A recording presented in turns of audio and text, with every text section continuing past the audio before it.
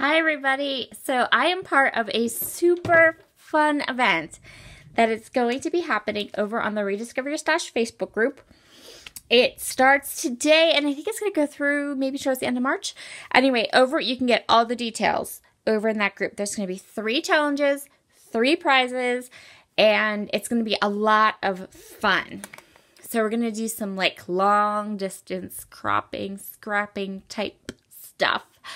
And we have a lot of things planned to keep you guys busy and not super stressed or super panicking, level-headed and all that.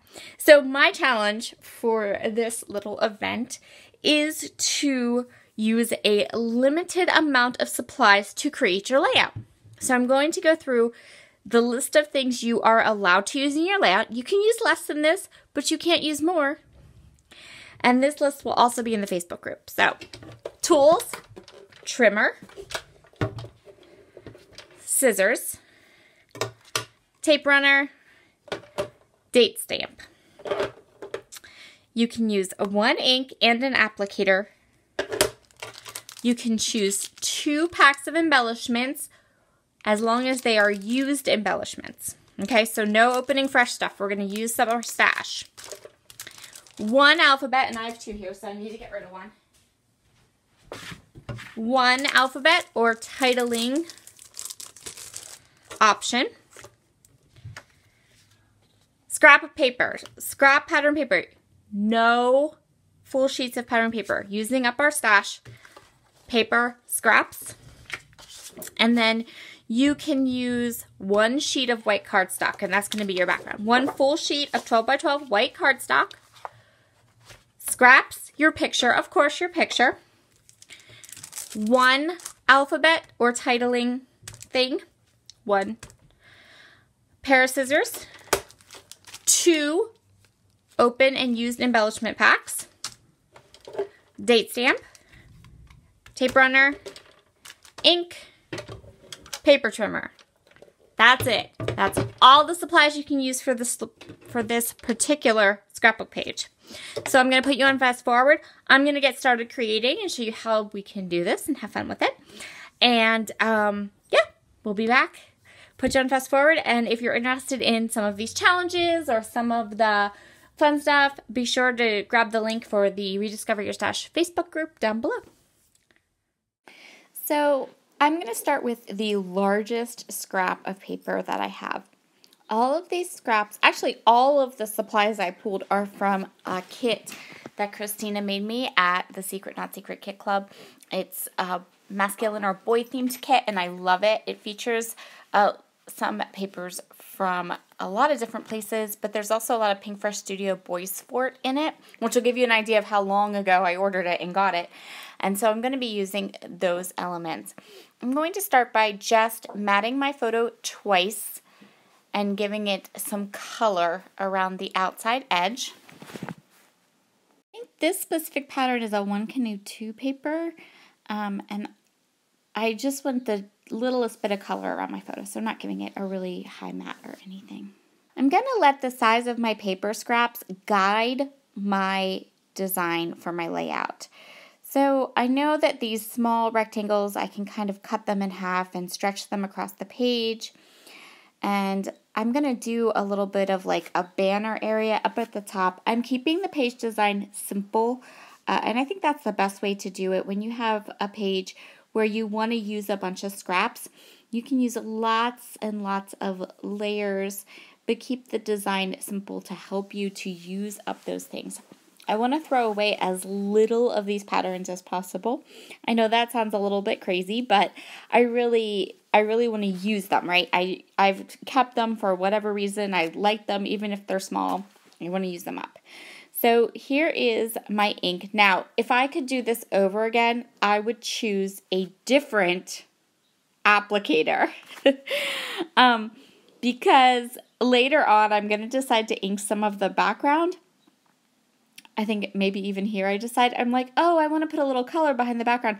Except that I'm using the ink blending tool, which means I can only get this like I can't blend it well. So if I could do this challenge over again, I would have grabbed a life-changing brush as my applicator instead of this ink blending tool, because it ends up giving me like all these circles, which I'm not super in love with, but it's just a little bit of color peeking out from around this layered piece. So I'm just going to take a deep breath and work with it, using what I have and not breaking my own challenge rules, right? Okay, so I've decided that I'm going to put a nice ink frame kind of around this area of my layout, and then I'm going to start layering up these strips of scrap papers. So for those little like rectangular strips, I cut them in half. I cut them in half up vertically, and then I'm going to put them horizontally across, leaving a gap where I'm going to put my photo, and that gives the papers the illusion of being way longer than they are. And I'm using my T-square ruler to get the papers even on the page. Oh, here I am. I'm trying to make both sets of papers the same width. And so I cut one, and now I'm just going to kind of trim it off with my scissors. Scissors came in handy. Initially, I was going to try to have my essential list be without scissors, but definitely needed scissors. When we were talking about challenges, both Christina and Susanna, who are doing the challenges and doing this event with me, were like, oh no, we need scissors. And now I totally agree with them. But at first I was like, really, scissors? But yeah, they're kind of an essential for scrapbooking for many reasons. Okay, so you can see there how I have those strips going across, and then I'm going to cut some of these little boxes out of this pattern paper. Again, scissors. I'm going to trim them up, and so they have a nice edge on them, and then I'm going to come in and kind of place them around my layout. So I have my photo down now, and I really, really like how that looks. I'm going to add a cluster at the top left to kind of balance everything out, and I'm going to do it the same way. I'm going to go through each of these scraps. I'm going to keep them as intact as possible, and I'm going to create strips of paper. I can't remember now if I fishtail them or not, but I don't think that I do. I think I decided, since I hadn't fishtailed or added a banner end to the ones that were under my photo, I wasn't going to do it to this one either. But I am going to cut them in half like I did the other ones. So, yeah, that's my plan. And I'm going to continue on here getting these scraps of paper cut down with my trimmer until I have them the right heights and widths to create these strips in the top left. Now I'm going to go ahead and work on my title. My title is going to act as my journaling to some extent. My title is going to be Hiding from His Chores, which totally explain the photos. So my youngest son, if you don't know or haven't figured it out from other scrapbook pages yet, my youngest son is a crack up.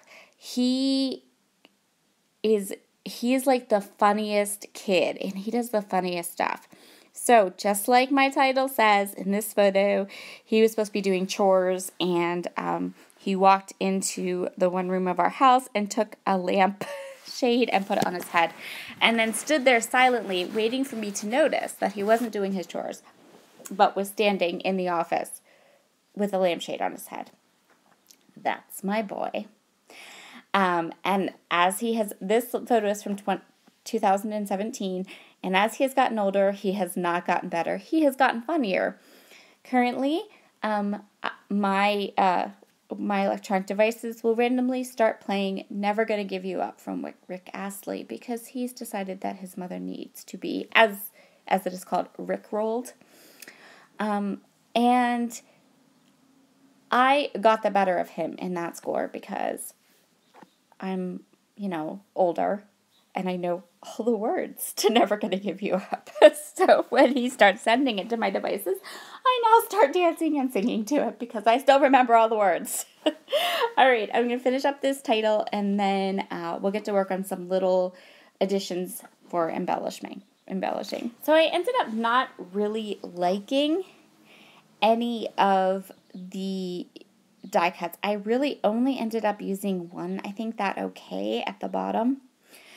So I'm really glad that I still have one more piece of scrap paper and that I added scissors to my list of essential supplies, because I'm going to actually end up fussy cutting lots of these little chevrons from this page, from this scrap piece of paper. I thought about using the triangles that were in the Boys for Ephemera pack, but a lot of them, I don't know, there was a lot of like text, graphic type elements, and I already had a lot of that on this. I just wanted a nice kind of geometric icon or shape. I didn't really want any more words on the page.